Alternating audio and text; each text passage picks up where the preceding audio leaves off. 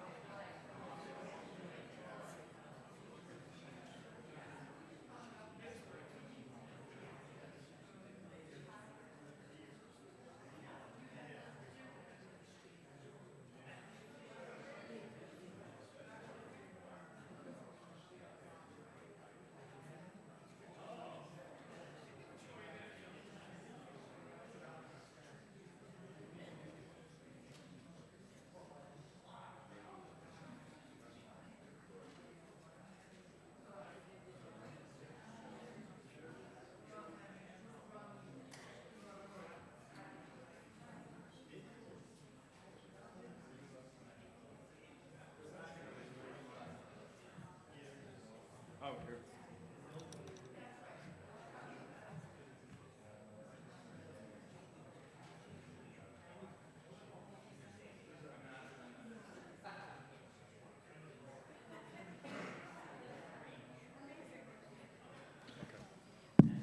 There you go. We got it. Oops. Glasses. Maybe.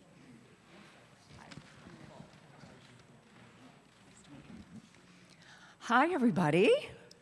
Welcome to Lecture 2 in our Let's Talk History series. It's feeling like spring, huh? Yes, yes. So first of all, I'd like to thank First Parish Federated Church for letting us have this space and their beautifully renovated space with our sound guy, Alex. It's Alex, right? Is that Alex? Yes, okay. Should have checked on that. Thank you to Sally Hunter and her bakers who've made us some wonderful treats today. We can enjoy them after. It's a little crowded out in the hall, but we'll open up a classroom if anybody wants to chit-chat and enjoy your snacks, or we can just all squeeze together, whatever works. And last but not least, we'd like to thank Kennebunk Savings Bank, who has been sponsoring this lecture series for 25 years. So say thank you to them. So I'm sure you're wondering what's next for OBHS, right? Yes. Next Wednesday at this same time, we're going to be meeting at Dufour at the Stage House Inn and learning about the historic Dufour wallpaper and the mural that was also put up there, which is a replica of the original wallpaper. And the two women who restored and then designed the new wallpaper will be there to talk to us. And there's food and drinks. Bonus. So please come to that. That should be fun. April 23rd, we have a lecture with Tad Baker on King William's War. May 29th, we have our annual meeting with La Madeleine, and that is Chip Harding and his beautiful wife named Madeleine. And they also have two musicians accompanying them, and they're going to be singing songs to us from Canada and telling stories of Madeleine's childhood and what these songs mean to her. So that should be really fun. What day is opening day? I forgot to add that.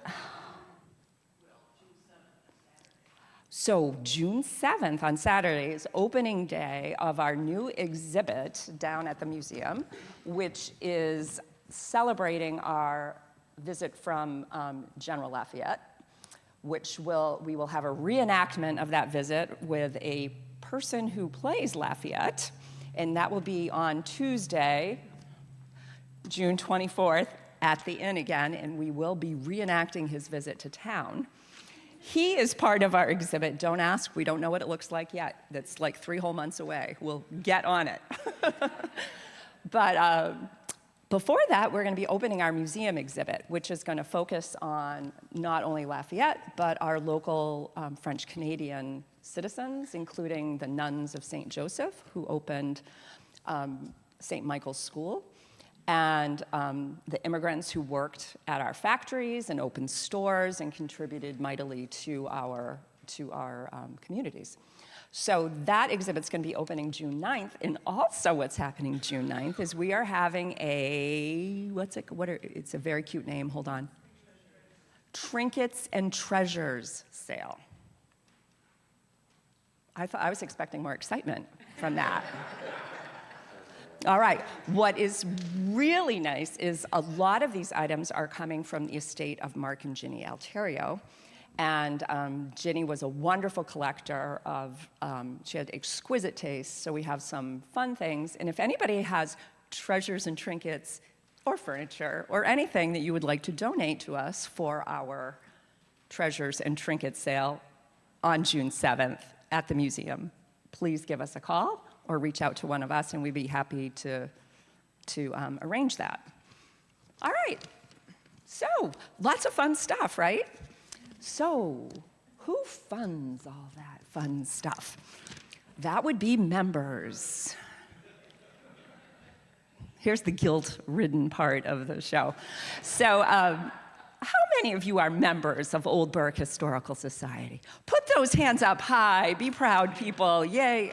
Okay, you're tired, Ken. Oh, I'm sorry. We're keeping you up. Well, thank you. And we have some kind of sad news, which is we only have half of our memberships that we had at this time last year. Yikes. We know things have changed in the world since last year at this time, and people are worried, but we really, do rely on that funding. So if you want to help us, be the quirky little historical society that we are and help us tell every story, please become a member. If not, people could be thinking that Paul Revere delivered pizzas. It's on you, okay? So he did not. I'm going to have to put you in the back row, I think. Okay. So for now, on to the show. I would like to welcome Brad Fletcher, who's going to introduce our speaker. Thank you all for coming. It's so good to see people. He's going to use his teacher voice. So our speaker tonight is Camden Martin. He's come to us from Lewiston, Auburn, Maine, and he has a lifelong interest in French language and culture. Beginning in high school when he studied in France, college, which he attended in Quebec. Upon returning back to Maine, he became a French teacher at St. Dominic Academy in Auburn, where he is now its enrollment director. Cam, outside of the classroom, Cam is involved in promoting French language and Franco-American history and culture across Maine and beyond. He sits on a number of related boards. He's the vice president of the Maine Franco-American Genealogical Society. He's on the board of the Franco-American Collection at USM and also the Franco-American Educational Foundation. So would you welcome Camden?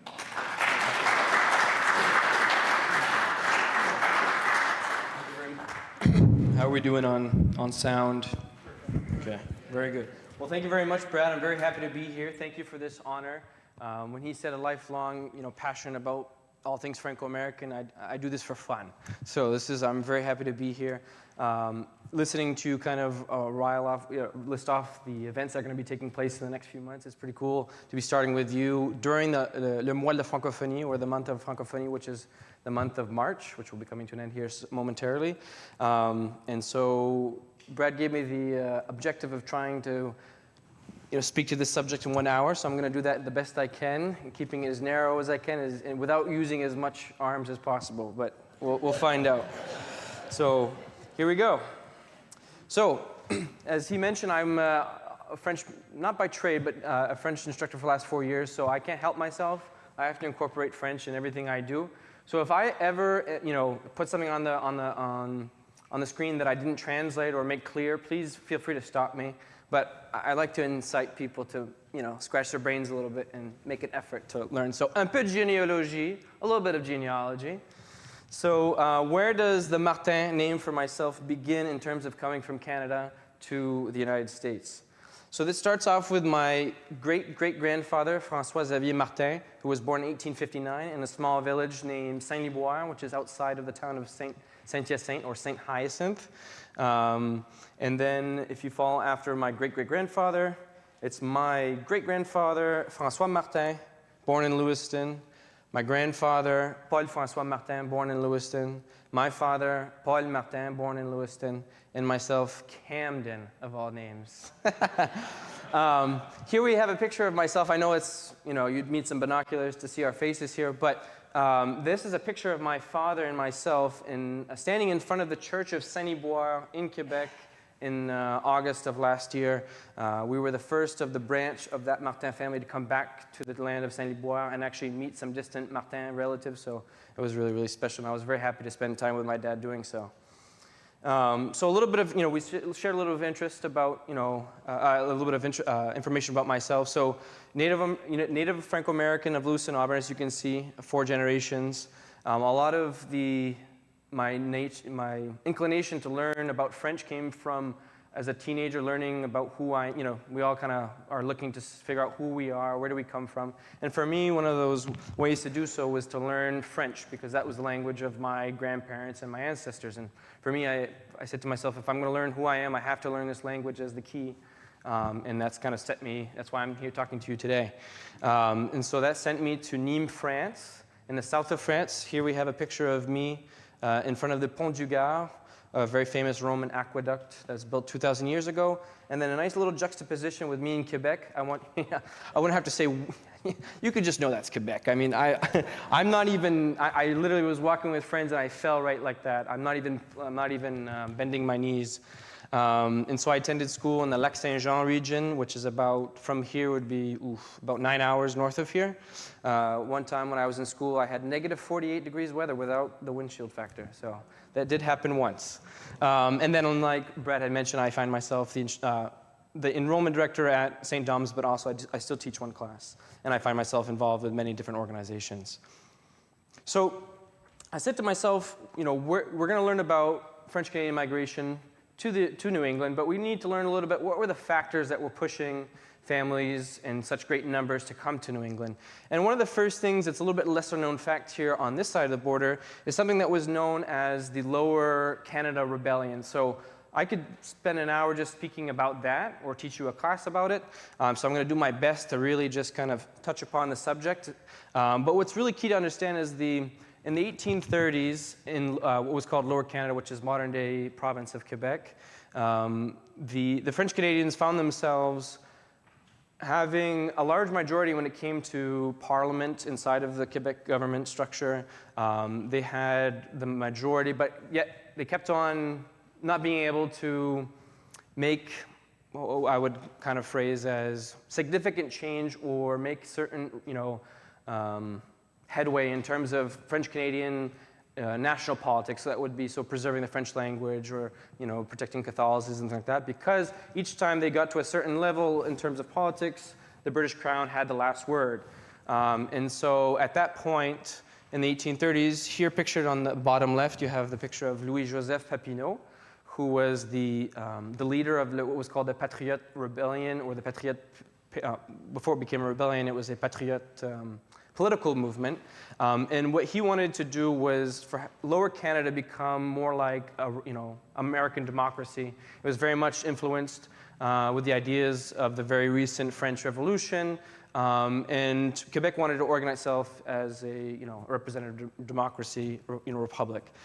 They had created him and the other leaders of the group had created 92 resolutions, which they wanted to be ratified by the British Crown. It was sent over to the United Kingdom, and all of them were systematically denied. And so there was there was very much a breaking point, and the movement turned to violence, culminating in the Battle of Saint-Denis, which is pictured here. And here's an example of on the top left corner, we have a picture of what was later in the 1870s was a drawing, what was considered un vieux, or an older man of the 1837 rebellion. What's significant about this battle taking place in Saint-Denis, which is right on the Richelieu River, it's the only victory that the Patriots had against the British Army. We're talking about 500 Patriots against about 200 or so British regular soldiers. After that, it was a series of defeats that the British handed to them, and there was severe reprisals against the French Canadians in that area, along the Richelieu River, around Montreal, and just north of Montreal in a town called Saint-Eustache. And so that had severe ramifications for French Canadian nationalism, in the sense that, once again, a significant defeat after, of course, the 1759 defeat of the battles of the Plains of Abraham. French Canadians have to reorganize themselves, reorganize their identity, and kind of have to bite down a little bit stronger on what does it mean to be French Canadian. So, Catholic first and foremost, speaking French, and maintaining French customs that have been, that established, that have been in this area, the St. Lawrence Valley up until that point.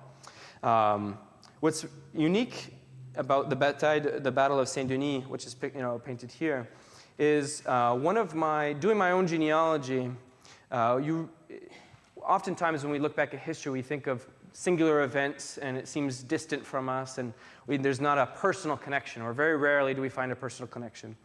And when I was doing my own genealogy, I happened to find that one of my great-great-great-grandfathers was born in the town of Saint-Denis in 1832, so he's about 6 years old when the battle transpired.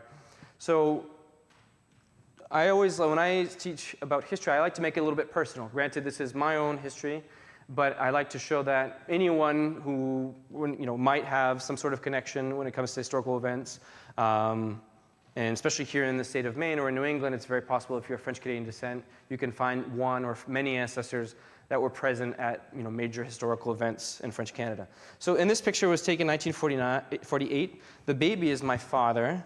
The woman holding her is my grandmother. The man on the left is my great-grandfather. And then the woman in the middle is my great-great-grandmother. Rosina Bazinet, who was born in 1879. So here, my father grew up with his grandfather, right? And if we go to the next page, this is on the right side, these are my great-grandparents when they got married. These are my great-great-grandparents, and these are my great-great-great-grandparents. So here, this is my great-grandfather, Léon Marois, and according to the census in the early 1900s, he was about 8 years old when his grandfather died. So this is his grandfather right here. So just to give you an example how quickly we caught up to things that occurred over 150 years ago, my father, who knew whose grandfather, that grandfather knew his grandfather, who was 6 years old at the Battle of Saint-Denis. And so no matter where he was around Saint-Denis, without a doubt, he was a child, he would have heard the cannons that would have been roaring during the span of that day. So I always like to show that example as very quickly we're connected to these historical events. I don't know this for a fact, but I always like to think maybe when my great-grandfather was on the knees of his grandfather, perhaps he told him the story of La Rébellion des Patriotes, or the Patriots' Rebellion. Maybe I'm a little bit, a little romantic side there, but I think it's pretty interesting. So this is a major event that transpires in the 1830s, but there's also many other significant events that are going to occur during the first half of the 19th century and continuing onwards. One of the first things that's really important to understand is what does French-Canadian society look across the St. Lawrence Valley? It is highly agrarian. Most French Canadians are farmers, and they live in a system that they have inherited through the Ancien Régime in France, which is a system that is predicated by the feudal system. So what we're looking here on the right-hand side is le plan d'une seigneurie en Nouvelle-France, or the plan of a seigneurie or lorddom in New France. And so you see these rectangular plots that are going off of the perpendicular to the St. Lawrence River, and then we see a second line coming off, and so on and so forth. And here we have a modern-day picture of how, to this day, the French-Canadian geography is still very much marked by this type of landed tenure, if you will.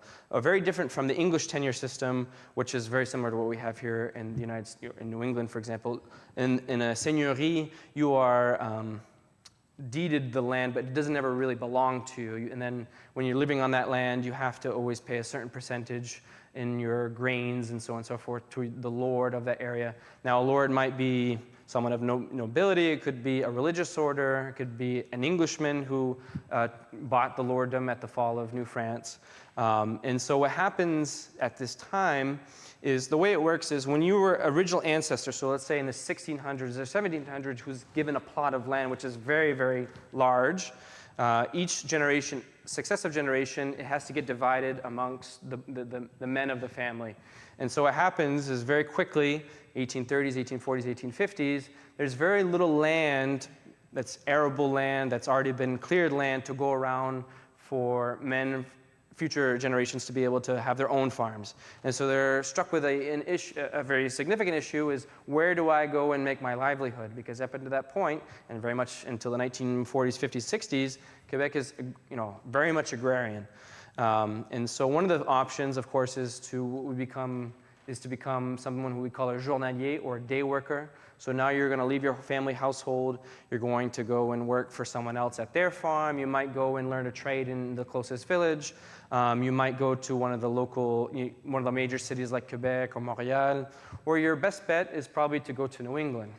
So another thing that French Canadians are famous for is the size of families, right? So here's a picture in the 1920s on l'île d'Orléans, or Orleans Island. Typical family. This is not exceptional, right? Of course, there's a few things that contribute to such large families. One of the first major regions is, of course, French Canadians are Catholic, in the Catholic faith. There's procreate. You're only having relations just to procreate. And then another major important reason is during the 19th century, the French Canadian elite, along with the church, proposes, if you will, not proposes, more much imposes, an idea, what was nicknamed La Revanche des Berceaux, which translates to the revenge of the cradle.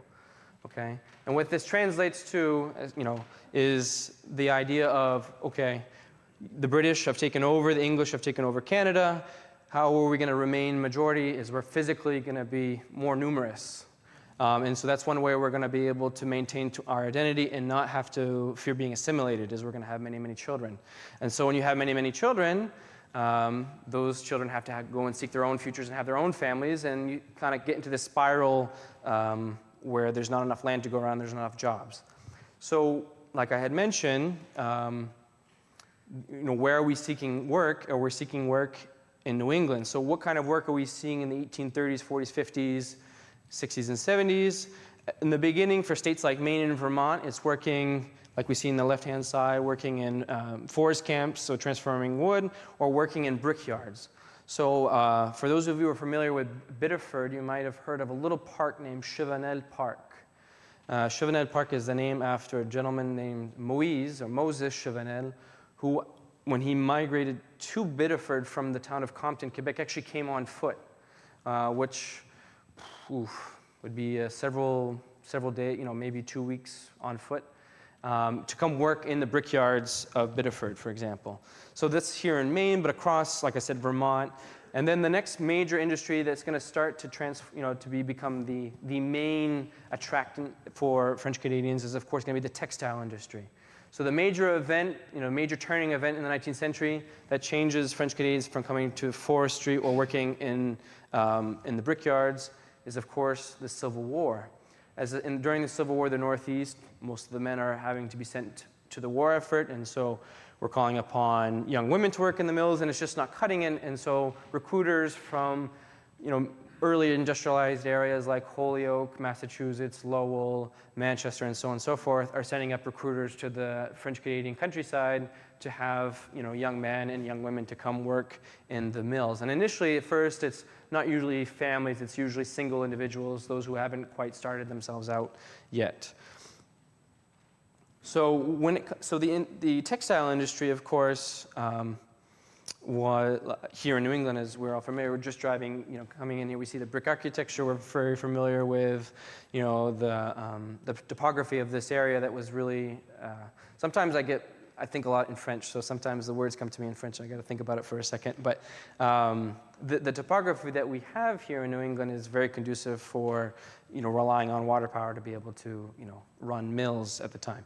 So the first areas that start to see French Canadian immigration in small numbers would places like Worcester, Massachusetts, Springfield, Holyoke, Manchester, Nashua, Biddeford, Fall River, New Bedford. And at that point, 1860s, 1870s, the French Canadians who are coming in small enough numbers where they're not able to really, really recreate their life like they had in French Canada. And a lot of them, they have to change their names really quickly to be able to get work, or just when they go to, when there's a census, they just translate their last name. And so doing genealogy for the 1850s, 1860s period can be very complicated at times. So what's the framework that's going to constitute for the next 100 years French-Canadian, Franco-American idea is all predicated on the idea of what's called la survivance. By show of hands, who's ever heard of the word survivance? Okay, we got a few. That's good. So la survivance, I'm going to give you a little bit of a translation, if you will, and not only translation, but what does it mean? So, to understand the mentality of French Canadians and the French Canadian migrants that came to New England, it's very key to understand, especially this sentence that's written here, qui perd sa langue, perd sa foi. For who he loses his language, loses his faith, right? So for the French Canadian elite, at the defeat of the 1830s rebellion, Lower Canada Rebellion, like I said, they have to reconfigure themselves, and so the strongest structure that exists in French Canada is, of course, the Roman Catholic Church. And so that becomes even more so conservative and more the backbone of all things French Canadian, where you have to understand the church was running schools, the hospitals, of course the church, a variety of parochial organizations, and that became synonymous, French Canadian Catholic and everything that it encompassed. And so that would be the same mentality that would accompany the French Canadians when they came down here to New England. So the term survivance is, of course, as you guessed, French. Ironically, in French, modern French, we don't hear this term very often. And it's something that's not really, if I was to say survivance in France, for example, some people, if they're aware of the French factor in North America, might be a little bit sensitive to that. But it has more of like a, I would say like a survivance, almost something to do with that it's economical, or if you're dealing with something that has to do with your own economical heritage or something like that. So this idea of, it literally translates to what subsists from a former or ancient state of being or something that has disappeared, right? So survivance in terms of French-Canadian identity is this idea of we're trying to preserve something that's disappearing or even has disappeared, depending on the spectrum of the debate, if you will. And then something also to understand is survivance. Many people, of course, in French Canada would have heard the term. It's not necessarily explained to everyone, but that is what is preached in the pulpit, it's preached in the newspapers, it's preached to anyone who can read. It's preached, like I said, very much the backbone of identity. And so much so, in terms of holding on to what we are, right? Holding on to the French language, holding on to Catholicism. A very famous, the author himself isn't as famous, but the book he wrote, Maria Chapdelaine, that was written at the turn of the 20th century, was written by a French author by the name of Louis Aymon. Louis Aymon migrates from France to Canada and then hears about these pioneers in the Lac Saint-Jean region, which is about, like I said, 6 hours north of Montreal. People who were living at the turn of the 19th century like people were living 300 years ago when the French first came. And so he's very curious by this, and he goes to the Lac Saint-Jean region. He stays with a family, and it inspires him so much, he writes one of the first French-Canadian novels. Well, not the French first, definitely not the first, but one of the first, in French we call roman du terroir, which is a novel of a region, if you will. And it becomes an instant success and is translated into multiple languages. And in his book, he mentions this idea of holding on to the French-Canadian identity. And so if I can just, here we go. So this is what he writes in the book, speaking in the voice of French Canadians. He says, "We came 300 years ago, now today, 400, and we stayed. If it is true that we have learned little, certainly we have not forgotten anything. We marked a map on the new continent from Gaspé to Montreal, from Saint-Jean-d'Iberville to Uganda, saying, all things we brought with us, our culture, our language, and even our weaknesses became sacred. Intangible things that must remain until the end. Of ourselves and of our destinies, we have only understood this duty to persist, to maintain ourselves, and we have maintained ourselves perhaps so that in several centuries yet, the world will turn to us and say, these people are of a race that does not know how to die." And so that's something that's very important to understand, that kind of, that mindset, because like I said, that's going to shape the rest of the next 100 years here in New England in terms of trying to preserve French-Canadian, then Franco-American identity. So here we have a map of New England. So we see that initially, like I said, Maine and Vermont were some of the first states to receive the largest contingents, and of course Massachusetts blows that away, as you can see, with 275,000 immigrants by the 1900s. By 1900, excuse me. And so French Canadians that find themselves in the St. Lawrence Valley, they have the option of either coming down to New England, or they can go to the different areas that are being exploited for what's called la colonisation, or colonization, and other areas in Quebec. But what's key to understand is these lands in Quebec are not easy land to colonize, to turn into arable land. A lot of grandparents or great-grandparents that might have tried that experience, they would say, we went there and it was une terre de roche. It was just a land of rocks, right? And so it was not easy at all to turn that into a nice, proper farmland. And so for those who have very little, social ascension to look forward to, or any economical ascension, going to New England makes the most sense. That's where you're going to be able to make the quickest amount of money. What you could make in 1 week in a mill here in New England, 1870s, 1880s, which might be about $3. You'd be lucky if you made that in a year on a farm in Quebec at the time.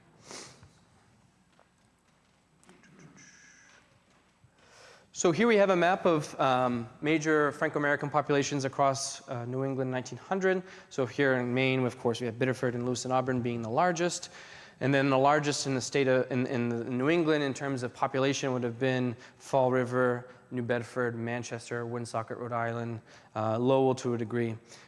However, these cities that I just enumerated, only a few did those cities actually, did French Canadians who became Franco-Americans become the majority.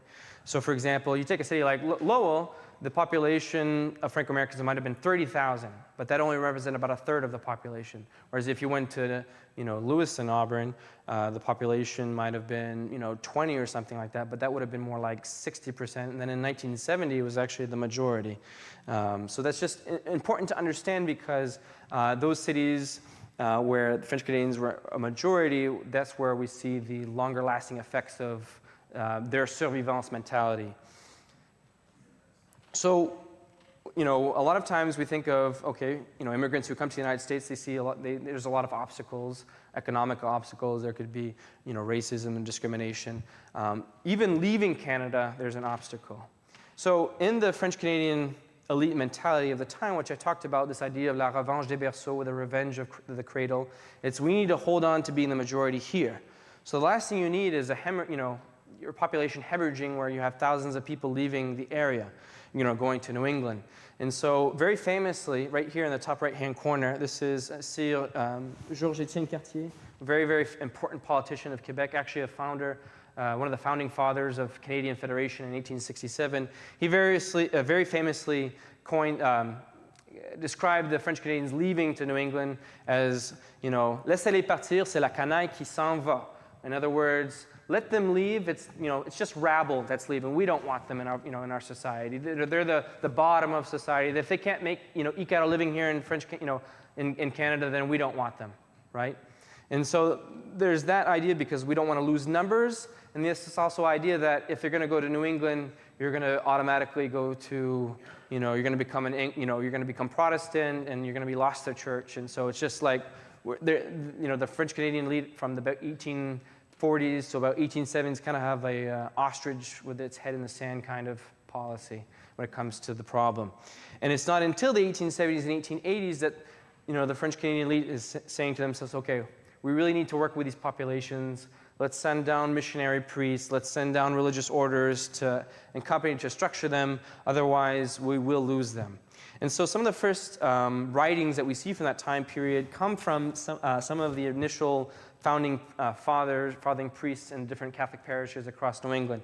So for example, right here in this top left-hand corner is a book called Les Canadiens Français de la Nouvelle-Angleterre, or the French Canadians of New England, written by Father Amand, who was actually from France, immigrated to Canada, and then found himself as a serving priest in Massachusetts. And he actually on foot or by train or whatever he could, went to all the major French Canadian centers of New England and took note of how they were living. And in his report, he basically says, no, they're not becoming all Anglo and Protestant. They're holding very steadfast to their faith, their language, and they're very thriving, and we should be very proud of these people. And that's also continued in the bottom book here on the left, Notre-Dame des Canadiens, or Our Lady of Canadians. That was a parish in Worcester, Massachusetts, one of the first French Canadian parishes in Worcester. The church, unfortunately, was torn down about a decade ago, 15 years ago. And then right here we have a picture of the church of Saint Joseph, or St. Joseph's of Burlington, founded in 1849 by Father Quéveillon, but it was under the administration of the gentleman on the back right there, bottom right. That was Monseigneur Gaubriand, Monseigneur Gaubriand, also from France, was the first bishop of Burlington, Vermont. Now, why this church in this year is very important is in the Franco-American, imaginaire or history or historical narrative. Saint Joseph de Burlington is considered the first French-Canadian national parish. And what I mean by national parish, it's a parish where the priests are from Canada, or French-Canadian, and the language of Mass is in French. That's a national parish. Now, you would have Irish national parishes, you could have Polish national parishes, you could have whatever the ethnicity and language, and that could be a national parish. And that was something that was defended by Rome. And so that's really key to understand, because throughout for the next 100 years, there's going to be about, well, I'll give you the statistics a little bit later, but it's going to be several hundred that parishes of like this order that will be founded. So, what are the major structures that come into place when French Canadians are coming down into New England? Is, of course, you have to build a church. You have to found a parish. And so each major Franco-American city across New England all has they all share a story of how one of the priests came down from Canada and started the parish. And when you start to read how the French Canadians and Franco-Americans describe their own history, they always refer to this pioneer priest in each of the major cities, so in Lewiston and Woonsocket, and so on and so forth. So right here we have Father Augustin Chevalier, who came from Quebec, and he was the first French-Canadian priest to found a parish in New Hampshire. So in 1871, he founds the parish of Saint-Augustin. Why Saint-Augustin? Is because his first name is Augustin. Right? A lot of times priests across Canada and in New England, or someone of prominence, they would give their first name, and that would become the patron saint for that parish.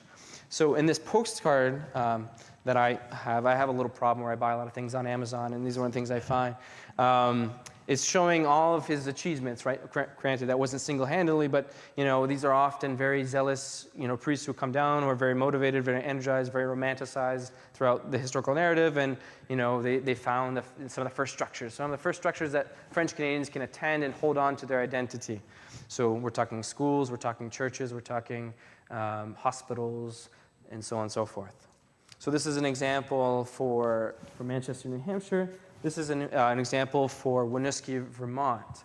Winooski, Vermont, when we think of French Canadians across New England, of course we think about Vermont to a degree, but Vermont is always kind of on the backwater a little bit, on the back stove there. But here on the left-hand side is Father Odette, who was the founding father for Saint Francois or Saint Francis Parish in Winooski.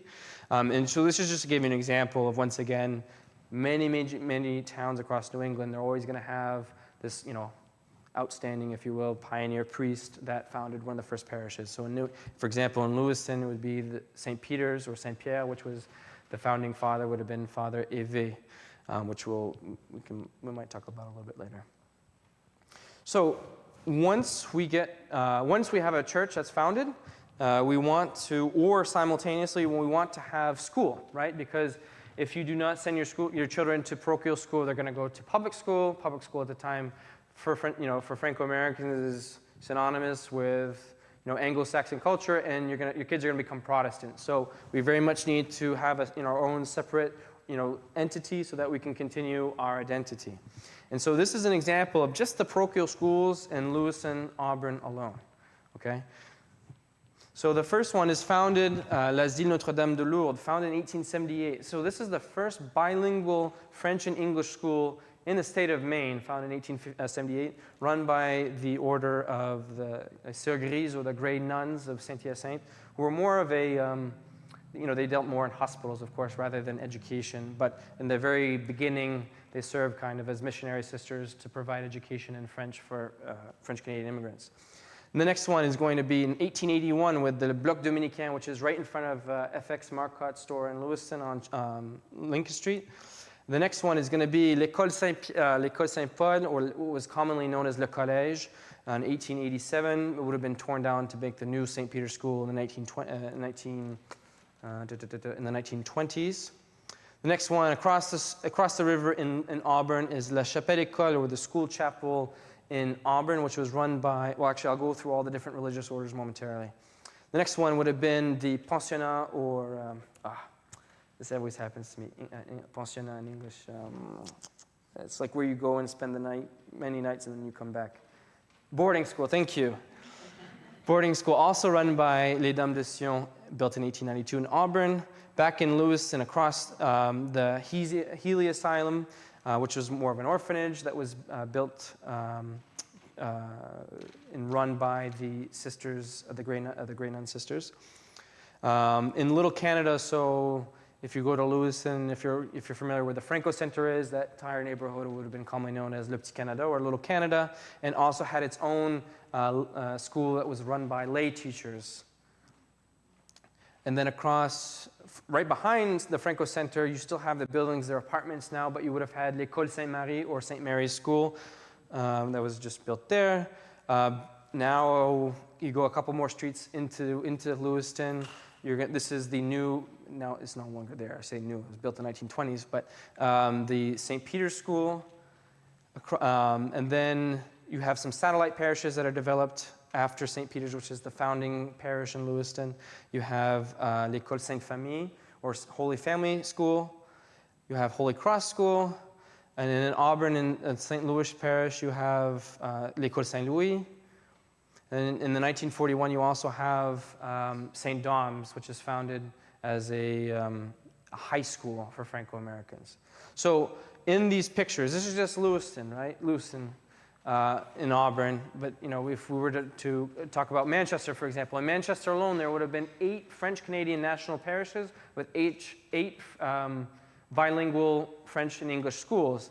8 is very significant because, just to give you an example, so in the 1940s, when Manchester possesses 8 French language schools, there's only 3 other cities in North America that can rival that. That's Quebec City, Trois-Rivières, Three Rivers, and Montreal. So, just to give you an example in terms of scope.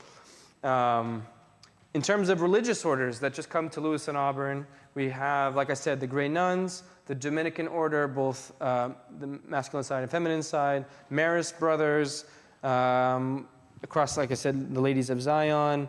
École Saint-Louis would have been the little Franciscan sisters.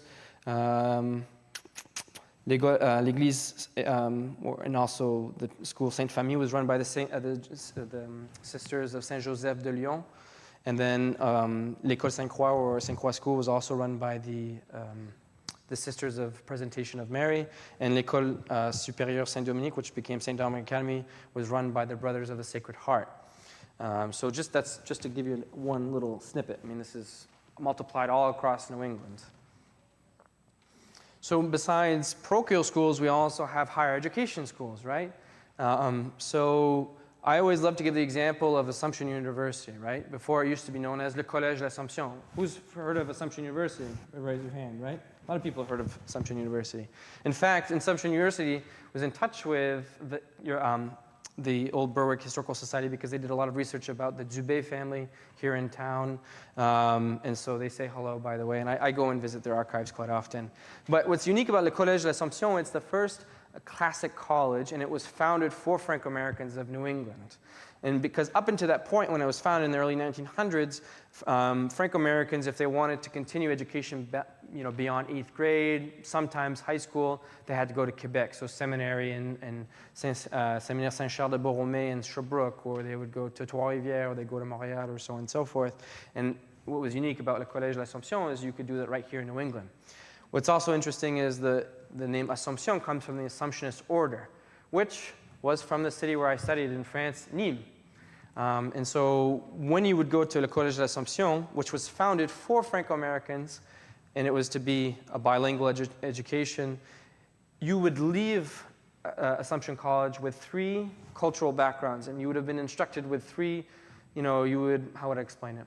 You would be leaving with understanding American culture, in language. You would understand, the rigorous French-European system of things, and you would also understand, Canadian history and whatnot. And so you'd be, of course, taught, rhetoric and all these things, Greek and Latin, and all in a very French from France centered, but very much in, because very quickly the French fathers that started it were replaced by Canadian ones. And so we don't have to go too far. If we were to go to Rivier, in New Hampshire, College Rivier was founded also to be bilingual. Saint Michel or St. Michael's in Winooski was founded to be bilingual, right outside of Winooski, was to be bilingual. This is right at the top right corner. That is Villa Augustina, which is right in Goffstown outside of Manchester. That was a pensionnat or boarding school that was run by La Congrégation Notre-Dame, if I'm not mistaken. And then, of course, bottom right, famous competition to St. Dom's was Mont Saint-Charles, Mount St. Charles and Woonsocket. Was also run by the Brothers of Sacred Heart. There's a little bit of a link there when it comes to hockey. So, for example, in the history of high school hockey in the United States, Mount St. Charles has the longest streak of winning, or the most amount of wins. The second one is St. Dom's. And what do they have both in common? Franco-American and run by the Brothers of the Sacred Heart. So, something to be said there a little bit. Of course, besides schools, we have to have hospitals, right? So in Canada at that time, the idea is we have to, French Canadians have to be self-reliant on themselves for all institutions, and that was reliance through the church. And so that was no different here in New England. So some of the major hospitals that were developed, any of the major centers across New England would have had their own hospital. So here in the top left corner, we have Hôpital Notre-Dame in Manchester. It does not look like that anymore. It's been torn down. It's a much more modern structure. Here we have the Healy Asylum in the bottom right corner. So besides hospitals, we of course have orphanages. And then bottom left, we have l'Hôpital Sainte-Anne in Fall River, or St. Anne Hospital. And then in the top right corner, we have l'Hospice Saint-Antoine, or the St. Antoine Hospice in Woonsocket. So just give you a little anecdote about when it comes to hospitals. So in Lewiston, of course, we have St. Mary's and we have Central Maine Medical Center. Okay, I grew up with both of them. I didn't even, when I was a kid, I didn't realize one was French Canadian or one wasn't, or didn't even think about it. And when you start to do a little bit of more research, you dig in. There's a really well-written book about Franco-American history called Loyal But French, written by Mark Paul Richard. And in his book, he describes when Lewiston is looking, when the French Canadians are looking to build, St. Mary's Hospital, it's going to be the first hospital in Lewiston. Up until that point, which was built in the 1880s, there had not been a hospital even for, a population of several, at that point is at least 30,000, almost 40,000, and that was kind of rare. And so as soon as the, maybe you could kind of qualify as the elite Anglo-Saxon population got wind of these French Canadians who were showing up, had only been here for about 10, 15 years, and they're about to build a hospital. Well, they couldn't let that happen. They were going to be outdone by, Catholics when it comes to building a hospital. And so they did everything they could to try to sap the resources away from being able to build the hospital, in the sense like, for example, French Canadians very famously would have what was known as les bazars, which were these, basically would be like large garage sales, if you will. And so, in the local newspapers that were written in English, it's telling people don't attend those French Canadian, garage sales, because that money's going to go to building their hospital and so on and so forth. So just to give you an example, there's a lot of, if you look across New England, there's a lot of little tidbits about, little things like that. Today we find it amusing, but back then it was very vivacious. So, besides, of course, these physical buildings, churches, schools, and hospitals and orphanages, another major way we hold on to identity is, of course, newspapers. So you must be thinking, wow, that's a lot of newspapers. That's just a fraction of newspapers. Now, that being said, of the French-Canadian newspapers, which became Franco-American newspapers in New England, very few ever lasted more than 6 months or a year.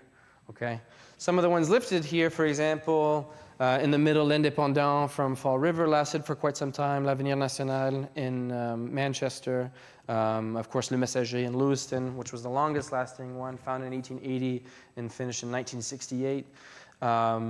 Most of them were very short-lived, and that was because it was hard to get funding. It was hard to, change hands many times. But what it does show is in the 1870s and 1880s, there's this huge desire to, have access to French Canadian newspaper, French Canadian literature in the form of newspapers, and it's very possible for people to live from this as journalists in New England from the time of about 1870s into the 1950s and 1960s. So what I did here is, in the 1920s, there was a gentleman by the name of Alexandre Bélide who famously wrote this book called The History of the French Press in the United States. And he goes all across the United States, even all the way down to Louisiana and Minnesota, and he categorically, systematically inventories all of the French-Canadian newspapers. And so what I did is at the back of his book, he has all these little, how do you say that in English? Manchette. He has the titles of the newspapers, so I wanted to just give you a little bit of a collage of that. One of the first ones, however, up at the top end is La Voix du Peuple, the Voice of the People, which was founded by a very famous, in terms of the Franco-American historical narrative, a gentleman by the name of Ferdinand Gagnon. So if you were to go to Lafayette Park in Manchester today, you would see his statue. He's been nicknamed the father of Franco-American press in New England. So, 1860s, 1870s, 1880s, French Canadians who find themselves naturalizing, find themselves accessing the political field here in New England. So shown here in the middle is Hugo Dubuc, who finds himself the first French Canadian Franco-American to become to sit on the La Cour suprême, Superior Court in Massachusetts. On the top left, we have Alphonse Daudelin, who serves, so because he's French-speaking, he born in Canada, migrates to Worcester in the 1870s, finds himself the American ambassador to France and Marseille, and has a very prominent career in global politics because of his ability to speak French and represent the United States. And the top right, one of the first things that, well, not the first things. The first things French Canadians occupy in terms of political things, not really political, but first in terms of city jobs, just like the Irish would have been the police and fire department, and then eventually start making their way up, city clerks, aldermen, and then of course mayor. So for example, in the back right is, top right, excuse me, is Moïse Verrette, who was the first Franco-American mayor of the city of Manchester, turn of the century, and from him until about the 1990s, it was an uninterrupted legacy of Franco-American mayors, of which one, Joseph Benoit, who started his mayoral career in the 1940s, had 9 consecutive terms in Manchester. And he also was a journalist for L'Avenir National. He was a very prominent Franco-American elite in Manchester. Bottom left, we have Aram Poitier, who was the first governor of French-Canadian descent, governor of Rhode Island. And he has a very interesting story because in the 1901, 1903 Universal Exposition that was taking place in Paris, he famously goes over to Paris and to meet with industrialists, French industrialists, and he actually convinced French mill owners to invest in Woonsocket because of the French language, the French-speaking, work body that existed in Woonsocket. And so he convinced people from northern France, places like Roubaix or Tourcoing, or even Belgian entrepreneurs to come and invest and bring their capital to create mills in Woonsocket because there would be a French-speaking mass for them, to work with. And then on the bottom right, this gentleman right here, Edmond Mallet, who was born in Canada, migrates very early on into New England and actually takes part in the Civil War, and then finds himself a very, very fast track, rise to power, even finding himself in a federal position as head of Indian Affairs. Finds himself towards the end of the 19th century very involved with French-Canadian movements, and he even, how would I say this? He had quite a very large collection of books in dealing with French, and he donated them to what became the L'Union Saint-Jean-Baptiste d'Amérique, or the Union of St. John the Baptist of America, Mutual Aid Society, which I'll talk about here in a couple seconds. That was named after him. In terms of publications, so there's a plethora of authors, writers, mostly from a clerical background, men and women. This book in the middle, the blue book, is the one I mentioned that I used to get some of the names of the newspapers.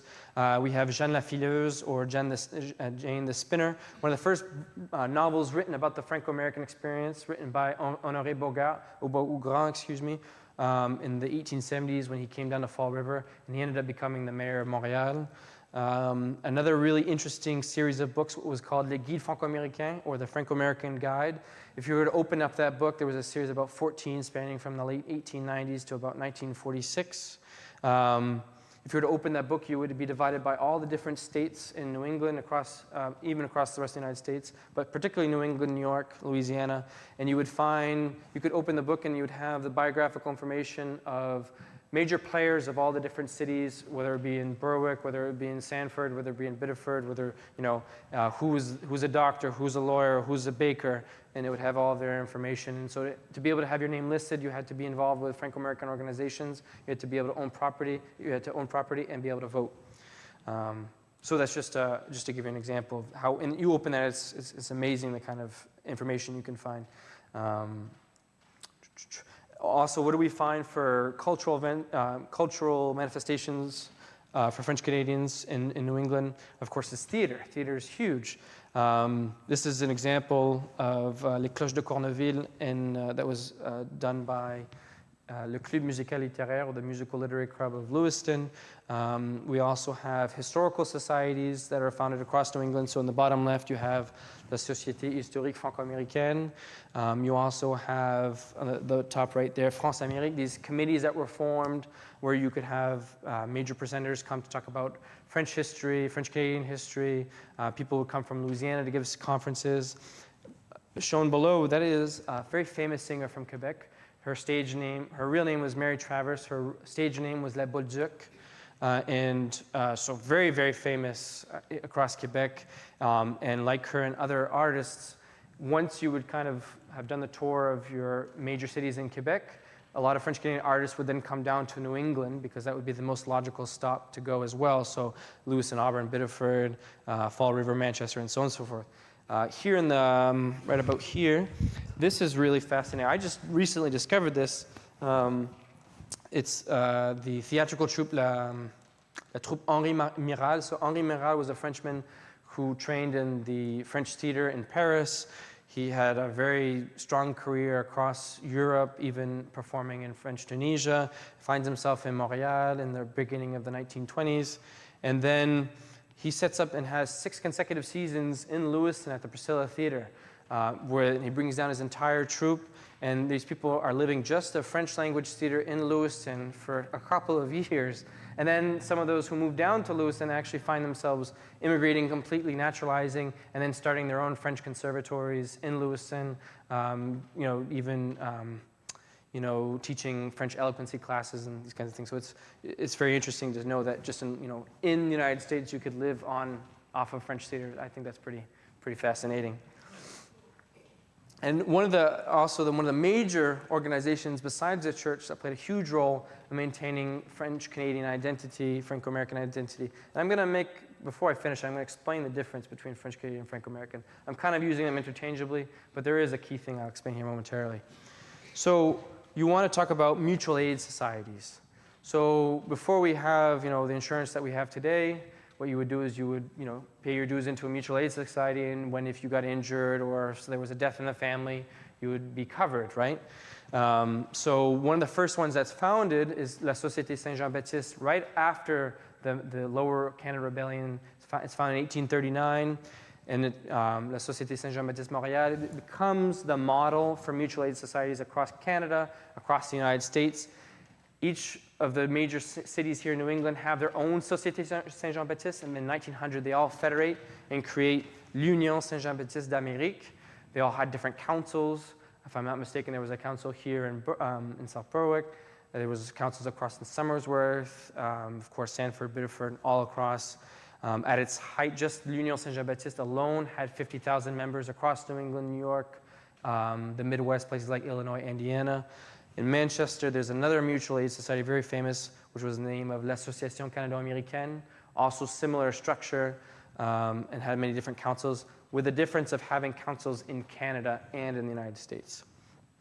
So besides providing insurance, right, for families, which was the major raison d'être, if you permit me to use the word or expression, also provides, an entity to be able to provide French language activities, French language programming in schools, provide scholarships, provide medals. Anytime there would be a French dignitary that would come to New England, the l'Union Saint-Jean-Baptiste and its upper echelon would actually receive these dignitaries, almost acting like heads of state in New England. So they'd start off in Woonsocket and make their way up across the major Franco-American centers up into Lewiston. And so the president of l'Union Saint-Jean-Baptiste would be meeting with the French ambassador, and they would be opening up the conference speech for them whenever they would speak. So the church and the mutual aid societies were very much the Franco-American nation within the United States. And then, like I said, there were other societies. There was, for example, La Société des Artisans Canadiens Français, which existed for quite some time, which reported back into Canada. For Acadians in New England, there was La Société l'Assomption, which still exists to this day. It was founded in 1904 in Waltham, Massachusetts, and still exists up in the Maritimes. I mentioned, actually, I wanted to pull, where did I put that? pull out some notes. There we go. Of course, you can't talk about French Canadians without sports, right? So, of course, hockey and la raquette, or snowshoeing.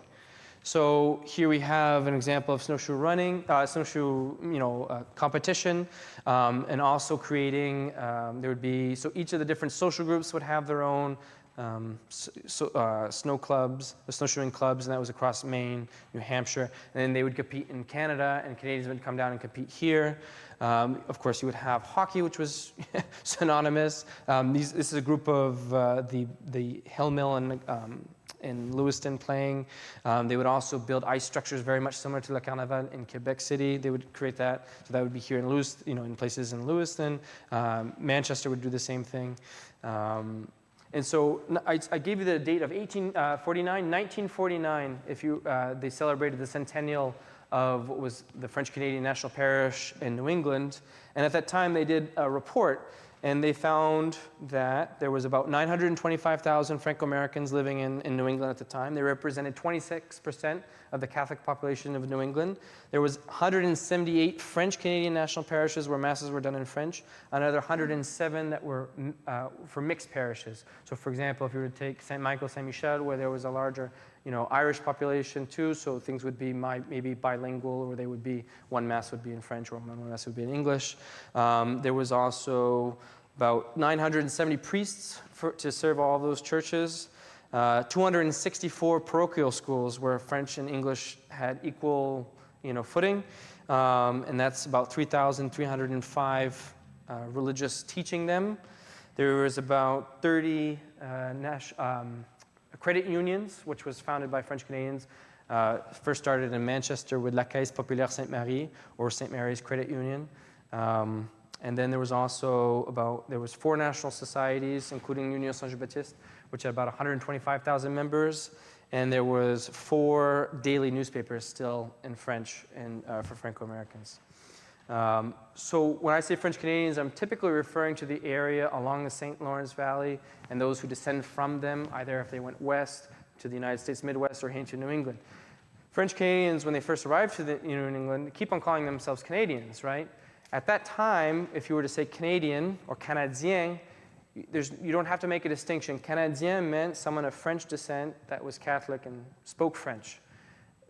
The English in Canada were English, right? They called themselves English, and then when they appropriated the term of Canadian, it became confusing, particularly for Americans to understand who to call who, right?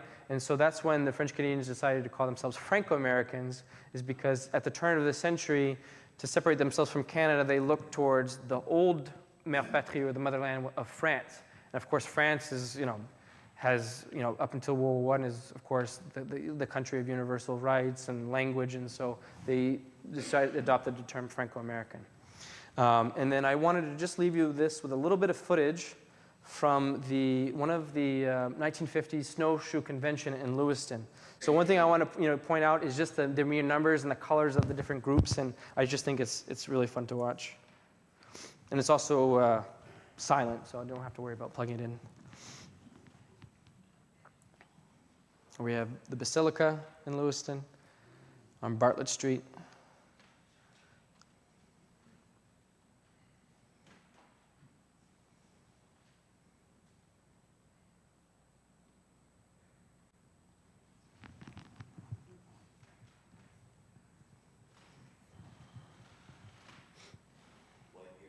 It's about 1955, I want to say.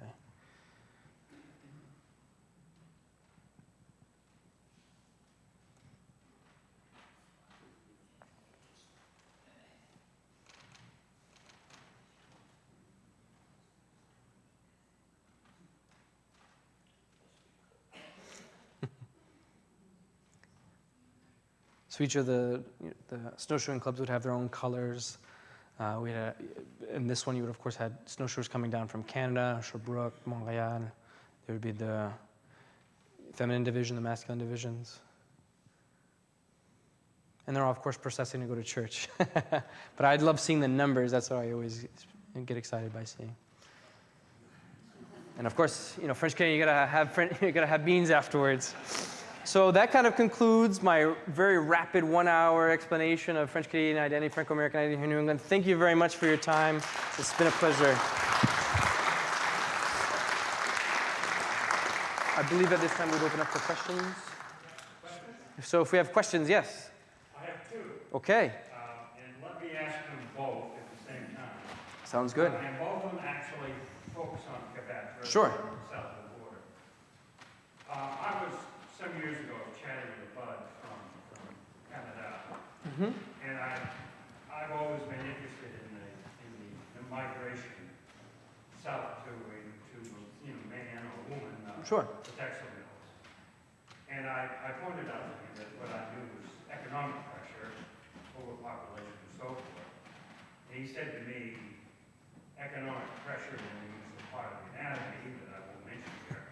He said, these people were living hand to mouth. And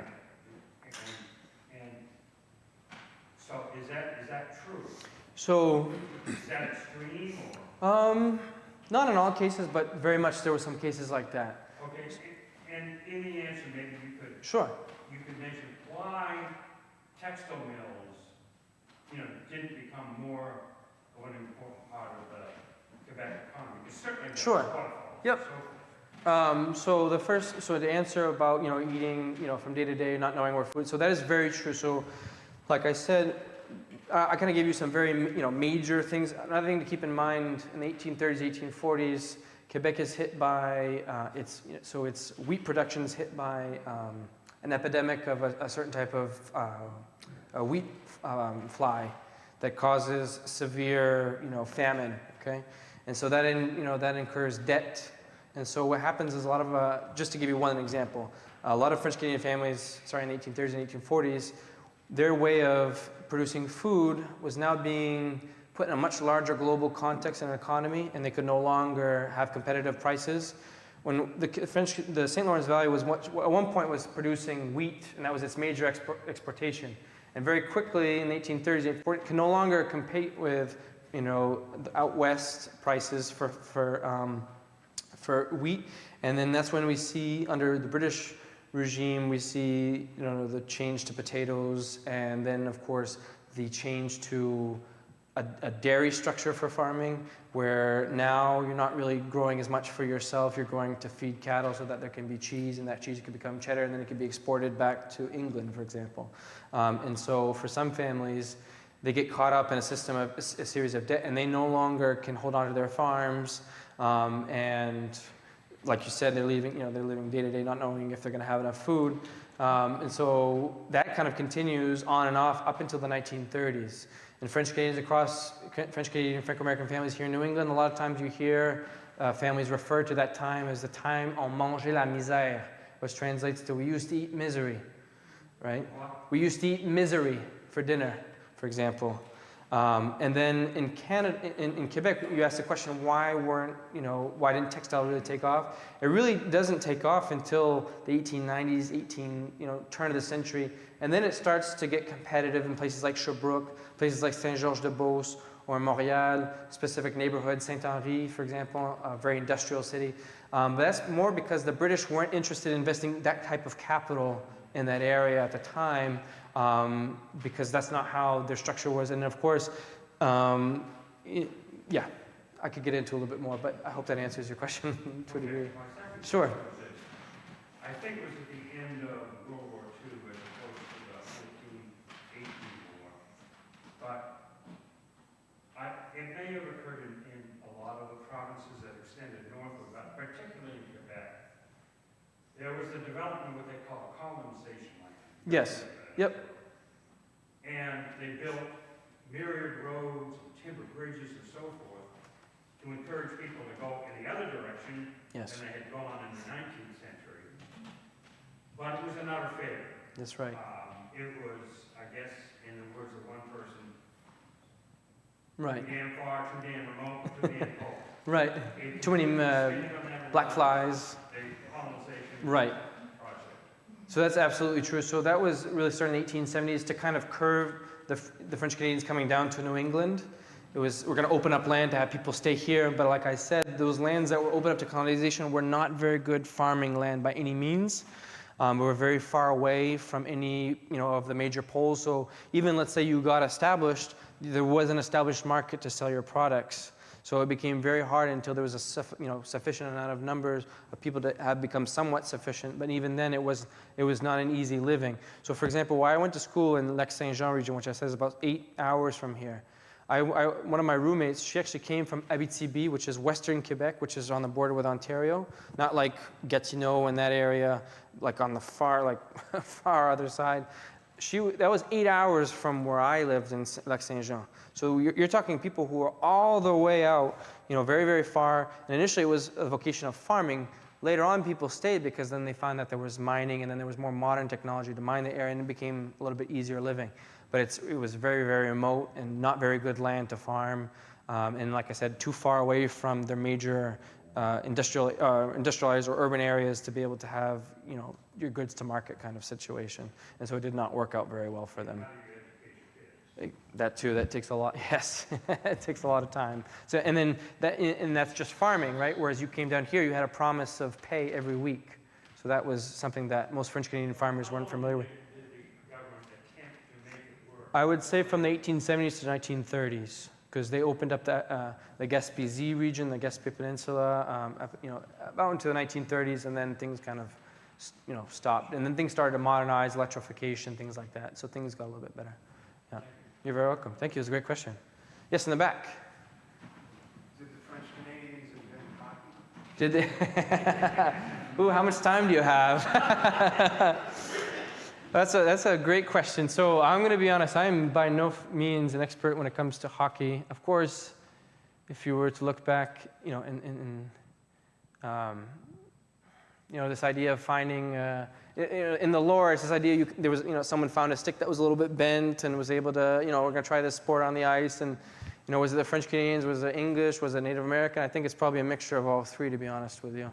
But like most minorities, when you have a sport and you can excel in it, people, or a lot of times French Canadians, we came from an, agrarian background, were physically strong. That's an area that they were able to excel very well on, and so that's why hockey became so synonymous with French Canadian identities, because that's where an area that they excelled, and a lot of times they were better than English Canadians, and so that's where the pride comes from, for example, at least from the 1900s to the 1950s.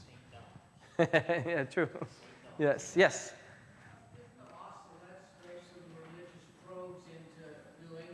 Say that one more time. Did the La Salettes make some... La Salette, yeah, so La Salette also had... Yep, they had La Salette and Enfield, I want to say. Yep. And I like you said probe, so I didn't talk a lot about how French Canadians were perceived by New Englanders, but there was very much in the 1880s this idea that French Canadians were coming down to New England in such great numbers that they would eventually take over New England and turn it into a new papal state. Someone who really explains that really well is David Verbet in his book, Distinct Alien Race. And he even quotes the Massachusetts Bureau of Work there saying, these French Canadians are of a distinct race. They don't want to assimilate like us. They keep on to their own customs. And if you don't do anything to change them, soon they'll govern you, So there was very much a fear for almost about 100 years. I once gave a presentation about this and about French Canadians, Franco-Americans in Lewiston to the Bates College class of, I can't remember exactly, maybe 1960 or 1950. And one of the gentlemen came to see me and he said, I grew up in Auburn, and my father was a Baptist, pastor, and he always made this claim that there was an atomic bomb in St. Peter's basement, So there was a lot of tension between Protestants and Catholics at that time. Yeah. All right. Well, I'm sure I'll answer some more questions if you've got them, but we also have some refreshments, and thank you very much for coming. Thank you again. Merci.